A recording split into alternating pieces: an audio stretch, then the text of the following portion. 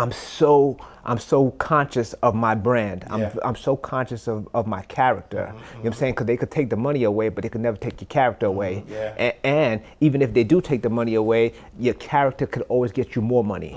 Yeah. And so if I hear you correctly, you're saying in order to be successful, character matters more than money. Much. Yeah.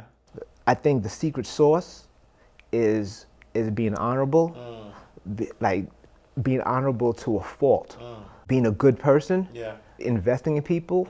It's only business if both sides are profiting. You know what I'm saying? If I'm making money and you're not, I'm using you. You know what I'm saying? So like make sure that everybody eats. Pay attention and listen, we about to teach class. Inside the vault, my man Ash Cash. So get your man right. Thursday nights, 8 p.m. you see him, you change your life. Millionaire mindset, the best on earth. Blueprint, the wealth, the knowledge network. So get it while you can, and he's standing right here. Just come inside the vault and see black millionaires. Oh yeah, oh yeah. Come inside the vault and see black millionaires. Oh yeah, oh yeah. You won't ask cash, you can catch it right here in the vault. Welcome to another awesome episode of Inside the Vault with Ash Cash, the greatest money mindset show on the planet. Listen, today we have the Haitian billionaire, my brother, the real estate investor, developer, just somebody who has made a great life, but also somebody who is vulnerable, who is willing to share, who's willing to show you that if you take all of the past things, the dark places, and you add those all up and you get past them, you can live the life that you desire. I got my brother, Mr. Jude Bernard in the building. What's up, brother? What's going on, man? Good, man. Just trying to live up to that intro you just gave me. Nah, man, I appreciate you, man, and your story because, I think that when we look at success, success always looks like it is this one linear thing. No one talks about the ups and downs and the things that have got them to success, but you share that freely. And you are a success in every sense of the word. But before we even get to that, who is, in your words, who is Jude Bernard? Who is Jude Bernard? Jude Bernard is my mother and father's son, real estate developer, general contractor, broker, but I'm just a kid from Brooklyn, yo. Yeah. Kid from Bedford and Farragut Road, you know. Came up in the 80s, 80s babies, pre-gentrification, pre-Starbucks, pre all of that. Just a kid from the hood that pretty much, with a little bit of luck and a little bit of hard work, saved, you know what I'm saying? Yeah. Got saved by real estate. So that's who Jude Bernard is. Yeah. And so take us through that, right? Because if anybody understands real estate has the ups and downs. You are on the upside of real estate, and coming from the hood, being able. Right, you own your own. You got like a hefty net worth. Right? I ain't gonna put all your business out here, but you like rich, right? Like you rich, right? But coming from the hood, how take us back to how'd you get to this level of success? Like what was that? What was that early Jude Bernard story? Early Jude Bernard story is, again, I'm from Flatbush, Brooklyn, right? And my parents, mother worked at a hotel, dad worked as a taxi driver, hardworking people.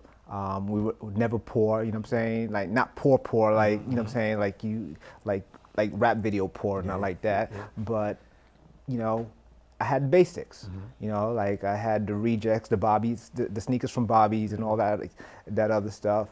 And I always just wanted more, and desire, kind of like when you growing up in the semi-hood or hood, whatever you want to call it, that desire to want more can sometimes lead you to doing things that you're not supposed to be doing. And I was always enterprising as a kid. I was always hustling. I had little side businesses here and there, and some of my enterprising ways, would tend to get me in trouble at times. And you know, after one or two incidents, I was just like, yo, this is not the move.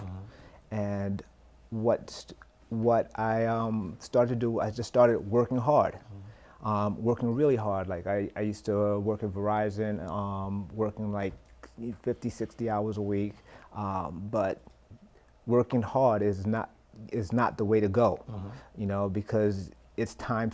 It's basically dollars for time, and there's only a limited amount of time you could get paid. So with that being said, I had gotten introduced to real estate. And funny enough, one of the things that really motivated me to get into real estate was because I got involved in real estate in the mid-90s, mid to late 90s, and this was like during the bad boy era, right? You know what I'm saying? You had, this was when Puff was in there buying out the bar and just wilding out, having a good time. Everybody was having, you know, everybody's buying bottles and stuff like that. And here I am working at my job, you know, barely scraping by and stuff like, so I couldn't hang. So I was looking for a way, a legit way to make some supplemental income. At that time, I was also working on my on my MBA. So I was trying to get my MBA, just trying to get a way to, you know what I'm saying, make it. You know what I'm saying, like follow the blueprint, you know, go to work, get a good job and just grind.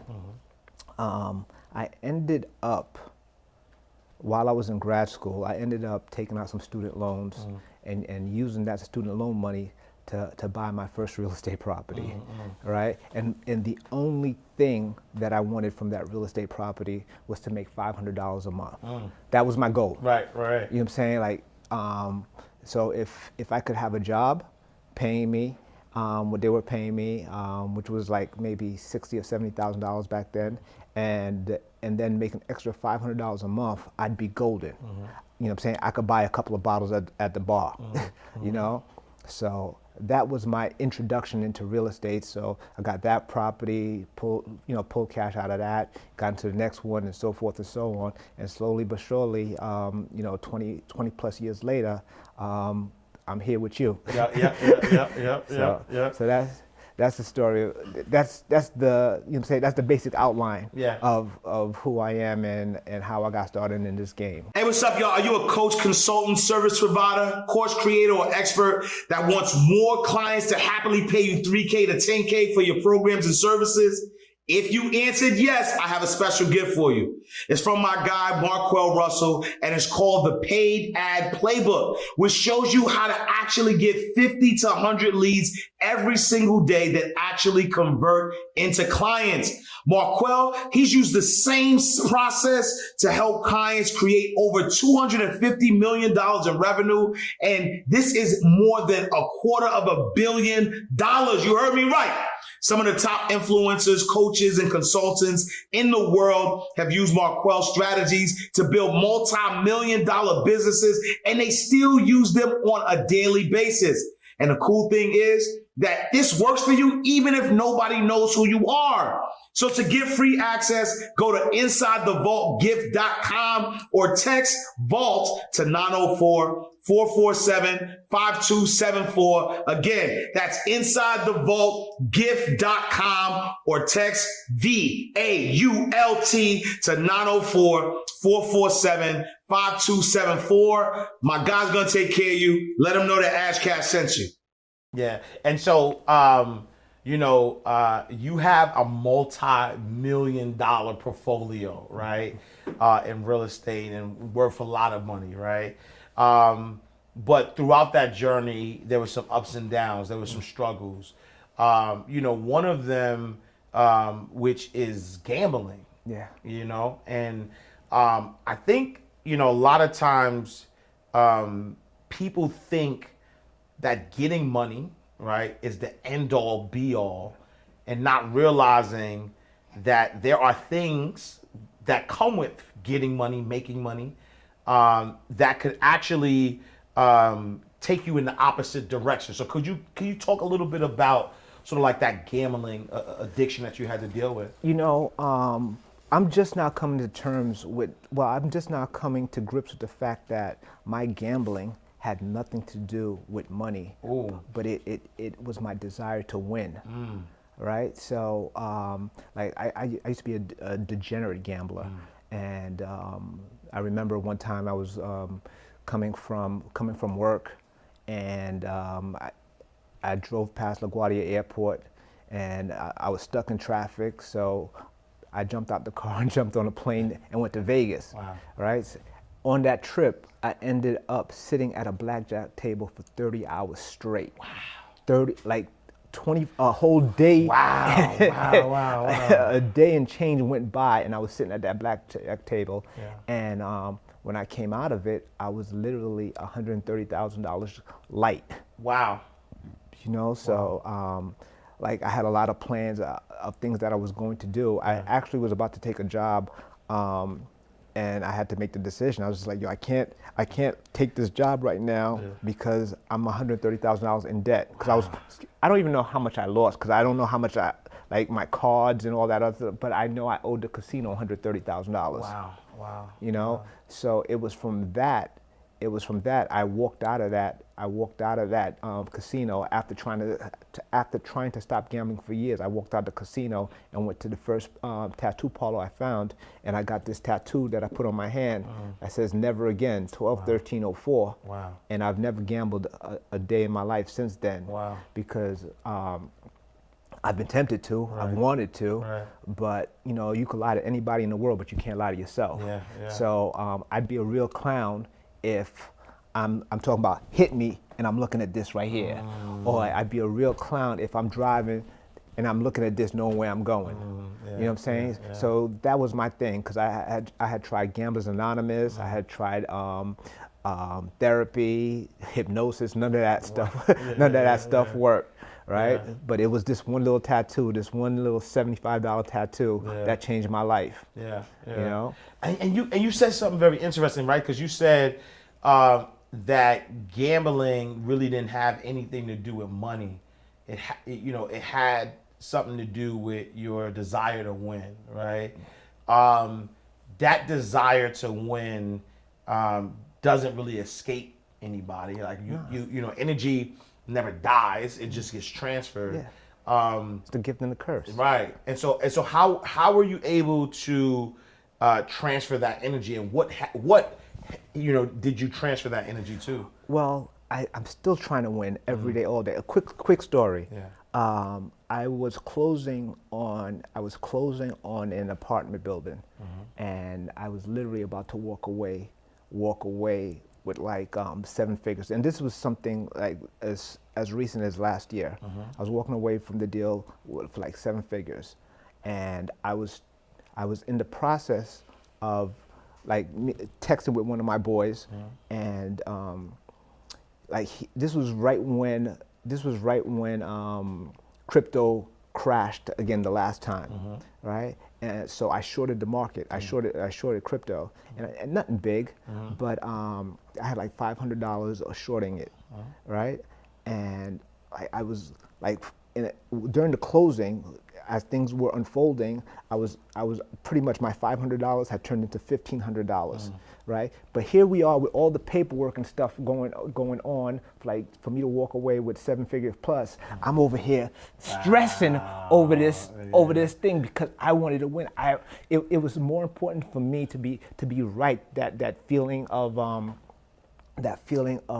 you know what I'm saying, I believed in something, I did my research and this, that, the other, and here it is coming to fruition. So it had nothing to do, because, you know what I'm saying, there's $1 million on the table. There's $1 million on the table. And here I am being distracted, the attorneys are talking to me, the title people are talking to me, and this, that, the other, and I'm just like, shh, one sec, I gotta handle this. You know what I'm saying? So that's when it dawned on me that it has nothing to do with the money. It has something to do with my desire to win. So it's like, so now that I know this, now that I'm aware of the beast that lies inside of me, my desire to win, what do I do with that?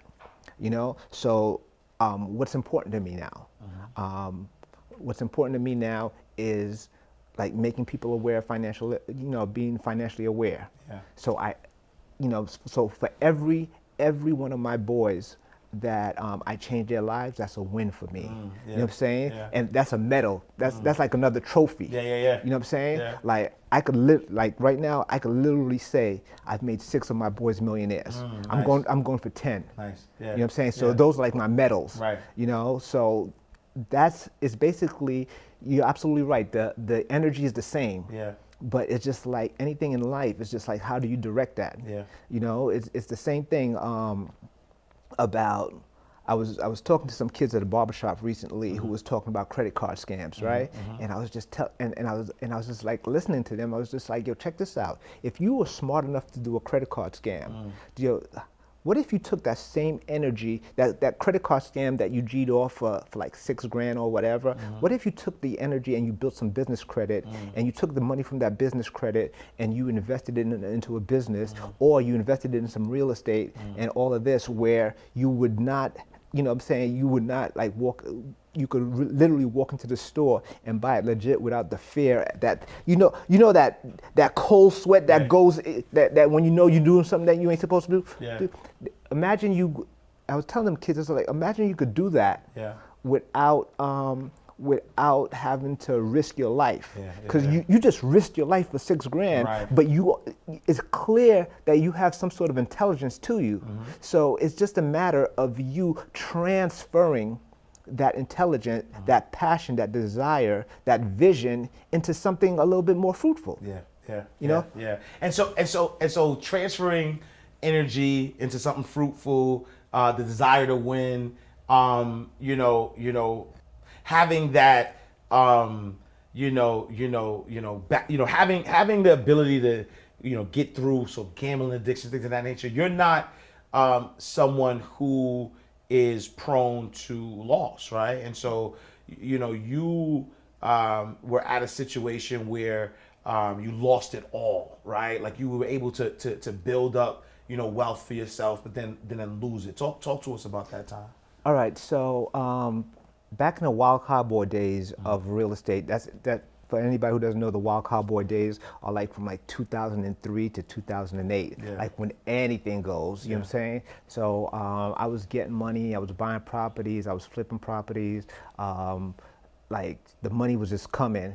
And at that time, I think I had got my net worth up to like $3 million.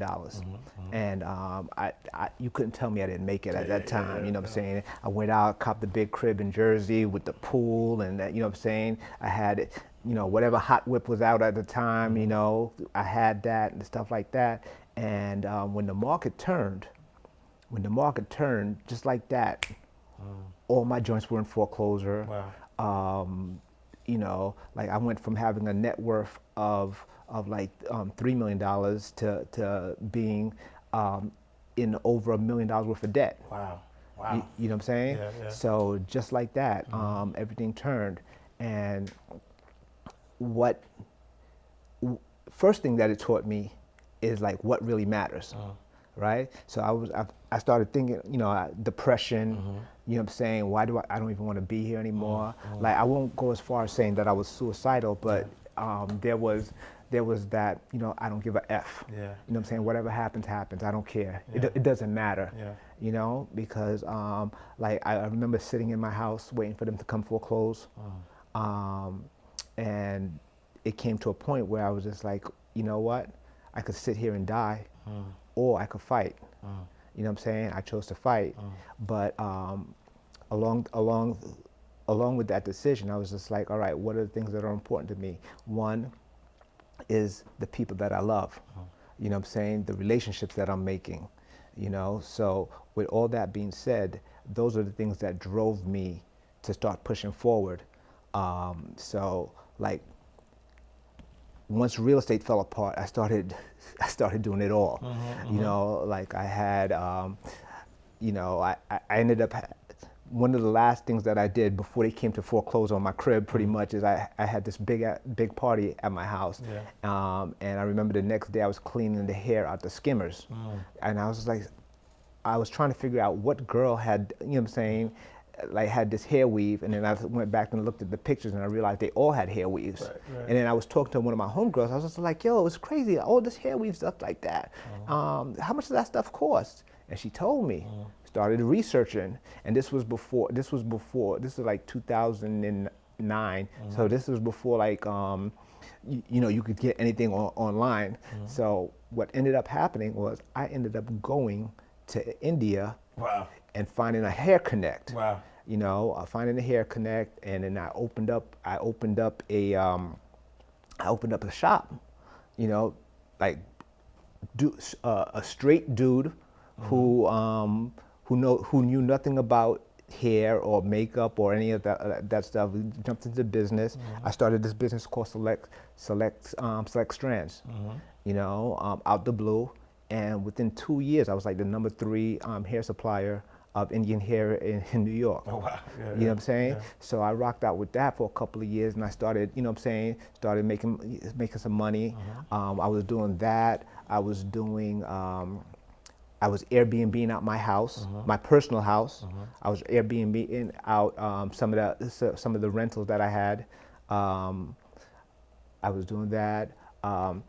And I started thinking about all the relationships that I had, and being a degenerate gambler that I used to be, I still had these contacts. So I started hosting poker nights. So I used to be there, providing food and all that other stuff, hosting poker nights. So all of these things are the things that I did just to stack chips until an opportunity presented itself for me to get back into real estate. So I did that for like 4 or 5 years, just grinding 7 days a week, 18 hours a day, just trying to, pay down all those debts that I had, because I did not want them to take any of my properties. So I was going through modifications, refinances, and all this other stuff. My credit was shot, but I was, I was out there hustling, working, trying to pay the banks a little something here and there while I stack some paper. All right, y'all, you already know my man Dave Anderson is definitely helping entrepreneurs get amazing levels of success. Yo, he's helped his clients generate over $118 million in 2020 during the pandemic. And then now you can get unprecedented access to him and his team with his program, Bully 101. You're gonna learn business from one of the best business coaches in the world for less than the cost of your cell phone bill. So here's what you're gonna get. You're gonna get a digital membership card that entitles you to get free access to the Business Bully virtual events and online workshops, unlimited access to their exclusive digital university with hours on demand, with business knowledge at your fingertips, zero fluff, no BS, monthly private masterminds with Dave and his team. You'll get a special celebrity guest mastermind sessions. You'll learn business, all of the things that you need to take your life to the next level. All you gotta do, look, enroll now at bully101.com, bully101.com, let's get it. All right, let's get back to the show. Wow, and so you said something though, right? So now, you lost it all, right? Millionaire, $3 million net worth, to now negative, you owe $1 million. Now you hustling, selling hair, you doing this stuff. You hosting a poker night. When I don't gamble. When you don't gamble, right? How was that? How was hosting something, knowing that you had this, was it just making the decision like, I'm not doing it, so even if you put it in front of my face, it's not gonna happen? How was that? Well, it's funny because like with poker, when you host poker parties, it's just like it's not really gambling, so to say, because you're not playing. It's just that you're providing an environment where players could come and play. So it's basically providing food, music, a comfortable area for them, and they would pay a fee. So I would do that, and I would watch, and it's so funny because like when you're in it, you never really get to see the face. You don't look at the faces, and then I'm looking at these guys sometimes, and I was just, oh my God, that used to be me. Yeah. So I think by me hosting those poker parties, it kind of solidified it to me that like this is not something that I wanted to be in. And funny enough, because I had stopped doing it because I remember one time somebody's wife called me up. Somebody's wife had called me up and told me about, you know, keeping their husband out all night, and you know, her husband losing all the money for the house and stuff. I should be ashamed of myself. And I thought about that, and I was like, yo, you know what? That was another learning lesson for me, because if I made the personal decision that this was bad for me, you know what I'm saying? How could I promote it to other people? Wow. Yeah. You know what I'm saying? Yeah, yeah. So it's just like that one phone call just got me to, you know what I'm saying, shut the shop down and stuff like that, because it's all about energy. Yeah. You know what I'm saying? I'm just as bad as the tobacco companies, you know what I'm saying, pushing tobacco, or the liquor companies pushing liquor to in the hood and stuff like that. So my love for people was just like, yo, because I was blind to it. I was unaware. I was just, you know what, I was just so self-centered at the time that I wasn't paying attention to what I was doing. But then sometimes you just kind of need somebody to put the mirror in front of you so you can take a good look at yourself, and then you can make a decision. And I'm happy I made the decision that I did at the time. And so at what point now did you, you know, what was that opportunity, or what was that thing that made you know that I'm back in the game, right? Like I'm back to $1 million net worth, or, you know what I'm saying? Like, what was that thing? So this is crazy. I'm gonna tell you the story. It's crazy. Right? So you ever pocket dial somebody by accident, and then you got a front like you really meant to call them? Right? So I pocket dialed this dude one time, and then we're talking, you know what I'm saying? I was like, and then he was telling me about this crib that's being foreclosed, and now the lady is hiding out at his mother's house in Jamaica, and this, that, because she can't deal with it, and this, that, the other. And then I looked at, you know what I'm saying, I looked at the address, and then I called the dude back. I was just like, yo, give me some more info on this, because they were about to foreclose on the house. Like literally within weeks. Yeah. So he gave me all the information, but this woman was like deep in Jamaica. Yeah. So and you'd have to catch her at a certain time when she'd be by the phone, and this, that, the other. So I ended up like sending her a phone, like DHL, so I could talk to her. And then I made arrangements for me to actually go out to Jamaica. So I went out to Jamaica, and we struck a deal. You know, because she was about to just give the house up. Like it was, you know, she was just gonna give up on it. And I ended up getting the house for like literally, I took over the mortgage. I think there was like maybe $300,000 or $400,000 on the mortgage that was back due and stuff like that. And she signed over the house for like change, like chump change. And so, like, we went to the embassy. She signed over the papers, and then, but what I did was, instead of trying to pay off the bank, I just got her loan reinstated, because that was part of our agreement, that I would just reinstate her loan, so that way I didn't have to come out of my pocket like crazy amount of money. So I get back to the States, and meanwhile, there was like some neighbors who've been taking care of the house for years and stuff like that, because it's been abandoned. And then when they found out that I got the house, next thing you know, they took the locks off, and just like let all kinds of crazy stuff going on. But at the end of the day, it's just like, why are you mad at me? Because I did the legwork. Right. You know what I'm saying? Like, I found out where she was, and I went there. Y'all was just trying to get the house. Y'all thought y'all was gonna get the house on the humble. You know what I'm saying? You know what I'm saying? No humbles. You gotta get in the paint and get that rebound. Absolutely. Yeah. So above and beyond, like you went to Jamaica. I went to Jamaica. Yeah. So I ended up renovating that house.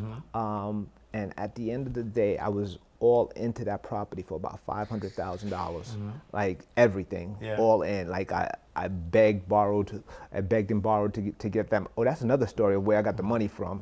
I'll tell you that one too. But excuse me. after everything was said and done, I sold the house for like $1.7 million. Oh, nice. So nice, I nice. got a nice check for like $1 million and change, Yeah. and that was a catalyst for me to get back. Oh. Because you know what I'm saying, like no matter how you need money to make money. Yeah. Like don't believe the hype. Yeah. Don't believe the hype that is 0% down, XYZ. That you need money to make money. Yeah. You know what I'm saying, or else there's two ways to make money. You can have money work and make money, or you could work and make money. You know what I'm saying? Yeah, yeah. So when it comes down to those M's, like there's no way you could flip your $50,000 or $75,000 or even $150,000 job. You can't save that amount of money. Right. So Yeah, you yeah. need money to make it. Yeah. So that's when I got back in the game. That's when I really got back in the game. But not only that, but my mind shifted as well. Yeah, you know what I'm saying? yeah. Because it became more about the people. Yeah, yeah. You know? But here's the thing I wanted. So how did it feel touching like $1 million all at one time, right? Because I've known people who have made it to the millionaire status, or there's that accumulation of wealth, right? And so it feels good when wealth is accumulating, you on your grind, you wake up and you're like, oh, right? But what about, like, how does that feel to get that, like, to get that one big check that was 7 figures? Like, I am a millionaire. You know, the funny thing about that is, right, like the whole time I was going to Jamaica, I was waiting for it to go bad. Yeah. I was going to the embassy, I was waiting for something to go back. I came back, I was negotiating with the banks, I was waiting for something to go bad. Like, like I just couldn't believe, because I did the math in my head. Yeah. So even when we got to the closing and they was cutting that check for like, you know what I'm saying, 1.1 something, I still got the picture of the check. Wow. You know what I'm saying? Yeah.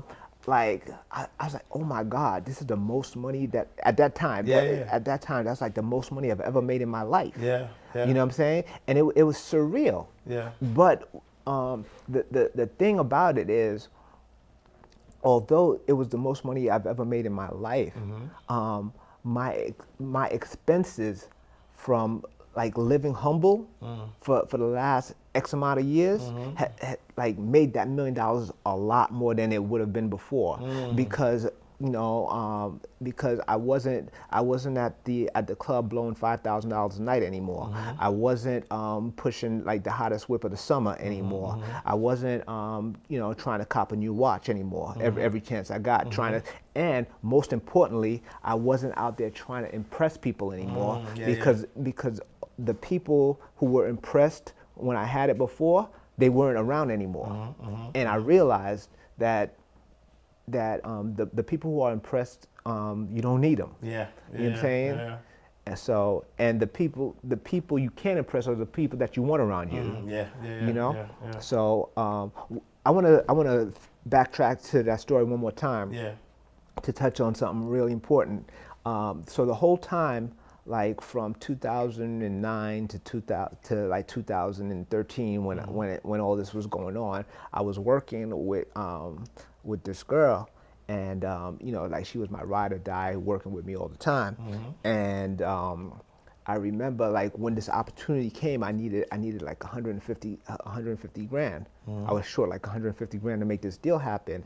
So I called her up. I'm just like, yo, I need you to get on the phone and start making some phone calls to see if you can get me this 150 grand. She was like, oh, you need 150 grand? She's like, I got you. And I was like, where you got 150 grand from? Right. And she was just like, yo, I've been rocking with you for 4 years. Wow. You know what I'm saying? Like I done seen everything you done did, and I've been taking notes, and you've been giving me game and this, that, the other. How could I not have 150 grand? So, and it just goes to show like the investment that I made in her came back to me tenfold. Exactly. Right. Because so many times we have assistants and people or people that we work with, and we don't pour into them, right? And it's just like, go get my coffee. Right. You know what I'm saying? Yeah. But we don't take the time to really develop and nurture them. Yeah. But you know what I'm saying? But if Andre Harrell didn't really put some money behind Puff, Right. where would the game be? Yeah. So that was another lesson that I learned right there on the spot. It's just like, yo, you have to invest in people. Hey, how you guys doing? Hold on, don't press that button, because that's what I do every time I'm looking at an ad that I don't want to see. This ad just happened to be life-changing. I just happen to own one of the biggest home healthcare companies in the state of Georgia. I can help you create your own. Just to give you a little bit of insight, I send out registered nurses, LPNs, and CNAs to take care of people inside of the homes that cannot take care of themselves. But guess what? You don't have to have any medical background, and you don't have to have any medical knowledge. So if you're wanting to change your life and you have a passion for actually taking care of people, then go ahead and sign up for Home Healthcare Blueprint. I'll see you guys later. Yeah. And so for those out there, right? 'Cause I know there's a lot of people who have aspirations to make that first M, right?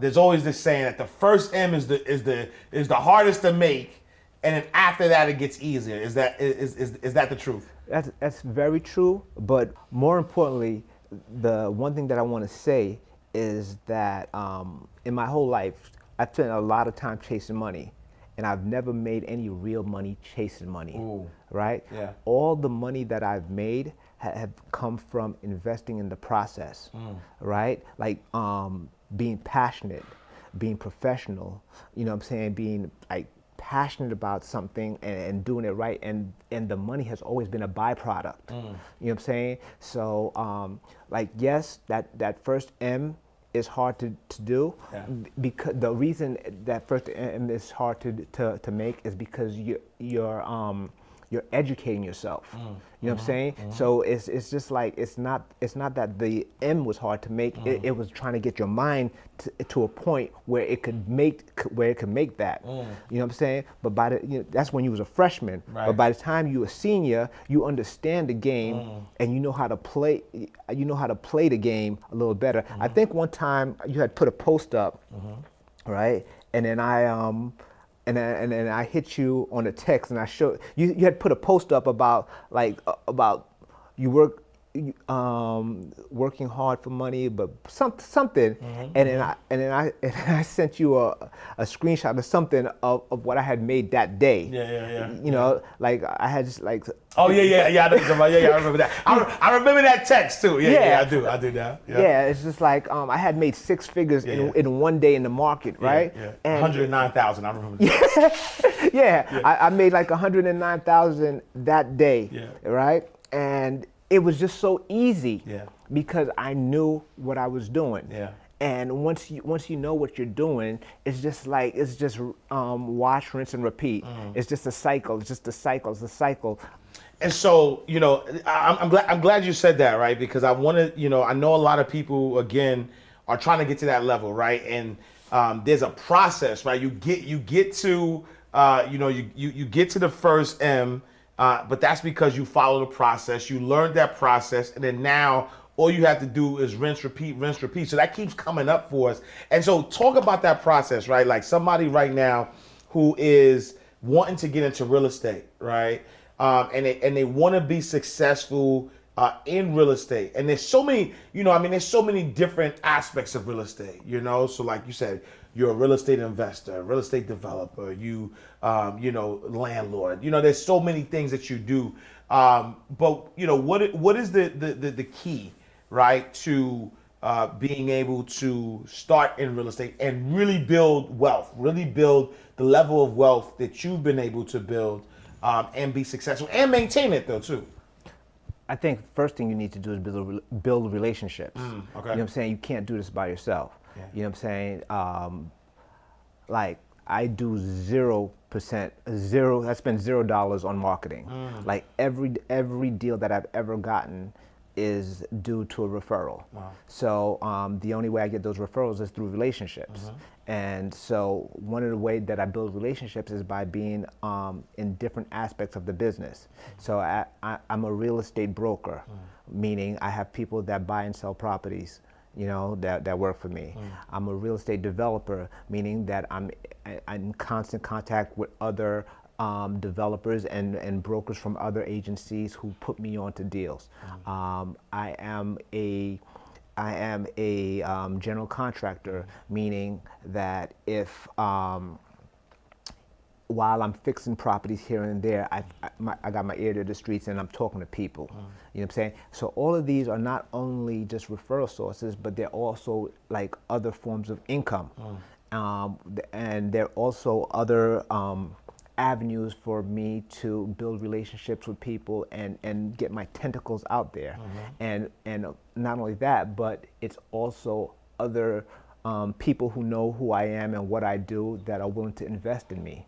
So that first deal, you know, we could go on to the like the minutia about, you know what I'm saying, getting your credit right, getting your money together, finding a deal that cash flows, and, you know, getting high equity and stuff like that. But it really comes down to the people that you surround yourself with, your attorney, your broker, your investors.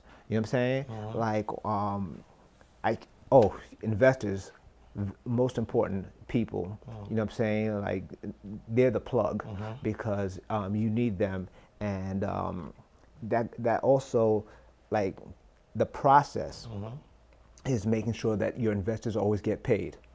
You know, like on you know, I shouldn't be saying this on camera, but I've lost investors' money, but they'll never know it. Wow. Because even if a deal that I didn't go the way it was supposed to, I'll go into my pocket and still cover and front like everything went smooth, because my reputation is worth more than me coming out my pocket. Right. You know what I'm saying? Wow. Like, if somebody you know, put up $100,000 and it was supposed to get like 15% interest, you know what I'm saying, and the deal went bad, you know, and nobody wants to hear a sob story. Nobody, even if the paperwork says that, you know what I'm saying, your investment is not guaranteed XYZ, I'll come out of my pocket because it's more important that I can come back to you. Right, that 15,000 is not worth the exactly. relationship. It's more important that I can come back to you, and it's more important that since I don't spend any marketing, but I don't have a marketing budget, it's more important that I need you to go back out there and tell the streets, yo,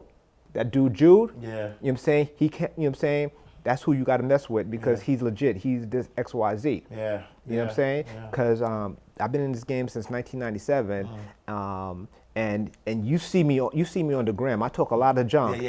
But ain't no, you know what I'm saying? For somebody who's been on in business in New York City for 24 years, and all the junk that I talk on the gram, ain't nobody stand up and say, yo, he a liar, yo, he a fronter, this, that, the other, because like, I'm so conscious of my brand. I'm so conscious of my character. You know what I'm saying? Because they could take the money away, but they could never take your character away. And even if they do take the money away, your character could always get you more money. So that's the advice that I would tell somebody. You know what I'm saying? Like, there's all the work hard and go and knock on doors or build a relationship with MLS agents and stuff like that. All that, you know, all that stuff, you could find it in a textbook. You know what I'm saying? But I think the secret sauce is being honorable, like being honorable to a fault. You know, being a good person. You know, like investing in people, because it's only business. I always tell this to people. It's only business if both sides are profiting. You know what I'm saying? If I'm making money and you're not, I'm using you. You know what I'm saying? So like, make sure that everybody eats. And so if I hear you correctly, you're saying in order to be successful, character matters more than money. Much. Much. And this is coming from a multi-millionaire telling you that character is worth more than money. Yo, you know, like, I've been down so many times.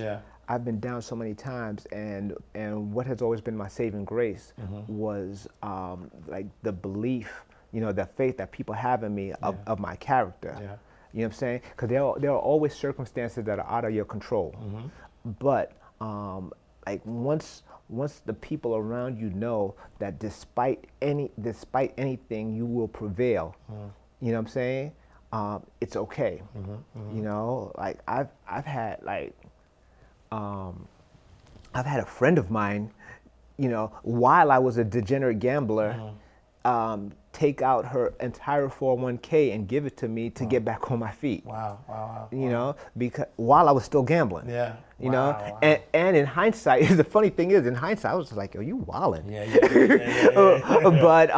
But nonetheless, that's the importance of character. Above everything else. Because at the end of the day, that's all you got. Yeah. And so now, you're at a level of success where, man, six of your guys, man, you made 6 millionaires and counting. You've been able to create a level of success.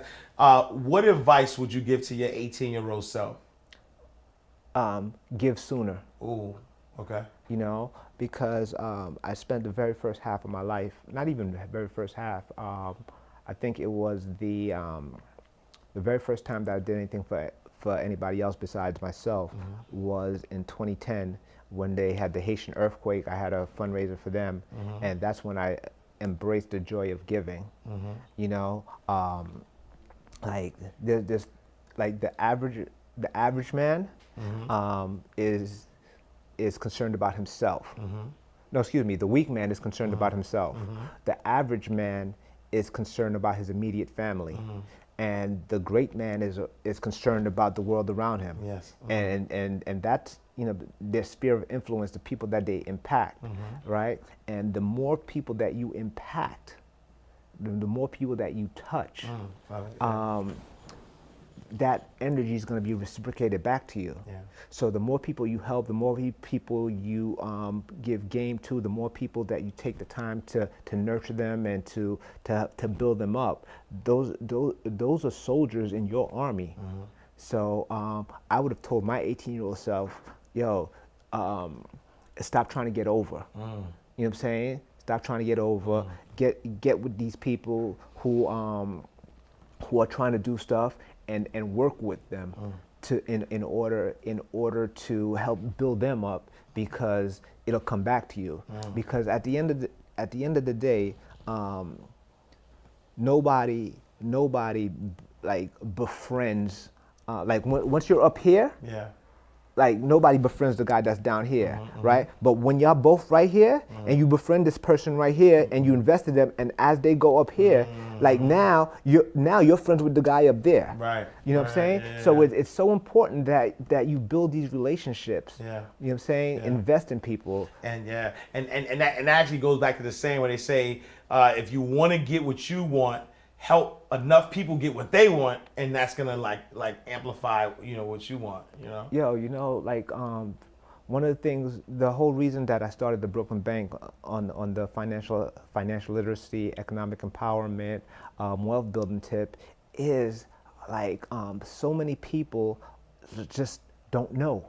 They think that building wealth and being independent is like an impossible goal. You know what I'm saying? But it's not. Yeah. It's sad because there are people, I have friends who are from other cultures, but they get that information very early, and it's ingrained in them. Yeah. But we as a people, we don't, what I'm saying? We don't learn about credit. Right. You know what I'm saying? We don't learn about stocks. We don't learn about cryptocurrency. We don't teach our children that. Right. Shout out to all this new wave of financial literacy entrepreneurs like yourself, like the whole EYL crew, MG, all these guys out there who are making this information readily available. Yeah. But this thing was not, you know what I'm saying, 5 years ago, 10 years ago, this thing was like, Right. let me just count my bread on the low and keep it to myself. Yeah. Nah. You know what I'm saying? I'm trying to put the whole block on. Right. Now I love that. And so now, when we think about where you are today, and I know you balled out, man. I know you had the cars, the cribs. What would you say so far has been the most extravagant thing you've done with money? The most extravagant thing that I've done with money was buy a building for millions of dollars just for the sake of the hood. That I use for the sole purpose of giving back. Wow. You know, that's been my biggest flex. Yeah. You know? Yeah. And usually the follow-up question to that is, what is the most impactful thing you've done with money? And you know, I think that could almost go hand in hand because you've been doing some great things at the Brooklyn Bank. Yeah. You know, like we've touched a lot of lives. You know, like we had the summer school series where we had a lot of, you know what I'm saying, a lot of big people come through and drop some knowledge. We, like Thanksgiving, we gave away thousands of dollars, thousands of turkeys. You know, the line literally wrapped around the block. After the recent earthquake, in 5 days we were able to raise $35,000. Nice. $35,000 to go toward the Haitian relief to the people that go directly on the ground. Wow. So it's, again, I want to be that guy that doesn't just think about myself, doesn't just think about my immediate family, but I want to have impact, like globally. Yeah. Where did that mindset come from though? Like, how did you get to the mindset of like not being selfish or not only thinking about yourself? Because it's easy to do that when you get to this level of success. You know, like losing it the first time humbled me. Humbled me, and it made me realize what really matters. Yeah. You know, because all of those things that I valued, that I thought were so important, and then when it was stripped away from me, and I was right there back at the crust, at the core of seeing what is really important, it was the people. It was the people, and you know, in regards to like putting people on, there was a period in time, like when I first got some dough, I started rolling with these guys that I had nothing in common with but dough. Right. You know what I'm saying? So it used to be like 10 and 15 of us just driving down, you know, with the tops down to get, you know what I'm saying, had the whole thing going on, but we had nothing in common. So like I decided it was more important to me to put the people on that I had things in common on, so we could have more things in common. You know what I'm saying? Yeah, got it. So Yeah. so that's the impact that I'm trying to make. That's what I'm trying to use my dough for, because at the end of the day, you could only eat what, you know what I'm saying, what your stomach could allow. So like, don't be a pig. Yeah. Pigs get slaughtered. I love it. All right, so we're gonna do a speed round. And so what we do here inside the vault, we take bank terms and we flip them, right? And so the first term we're gonna talk about is charge off. And a charge off is you owe money to the bank tries to get the money from you, and they do their best, and eventually with time they'll charge it off. But for us inside the vault, charge off is about people or mindsets that you had to charge off while you were on your journey. I had to charge off my ego. Ooh. You know what I'm saying? I had to look inside myself and say sometimes, yo, it's not about you. And sometimes, you know, like pride. Yeah.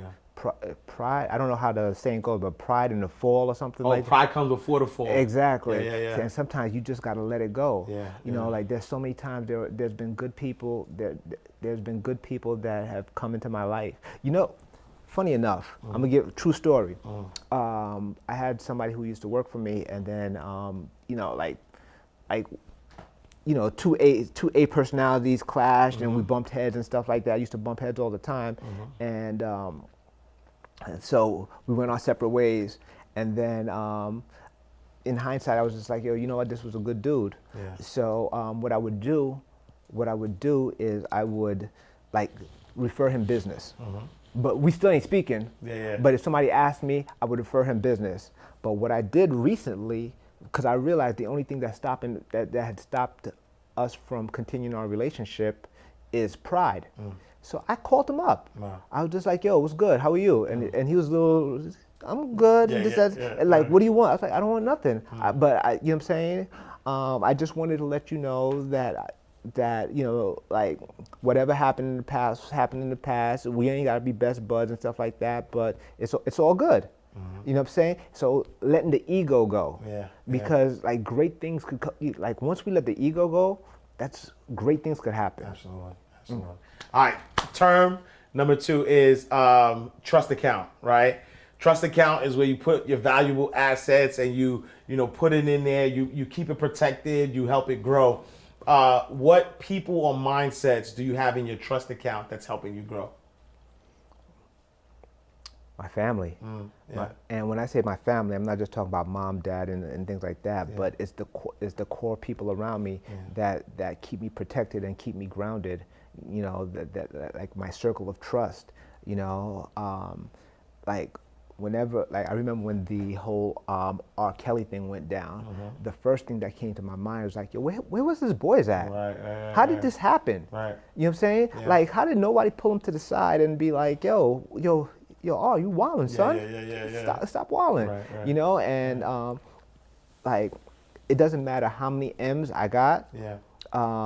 Like, in that group chat, I could get it just like anybody else. Right. You know what I'm saying? Yeah. So because it's or like whenever I'm going Hollywood or you wildin', like I have those those core people who keep me grounded and tell me, yo, Jude, slow down or do this or do that. Love it. And so what's next for you, man? Because I know you drop a lot of knowledge.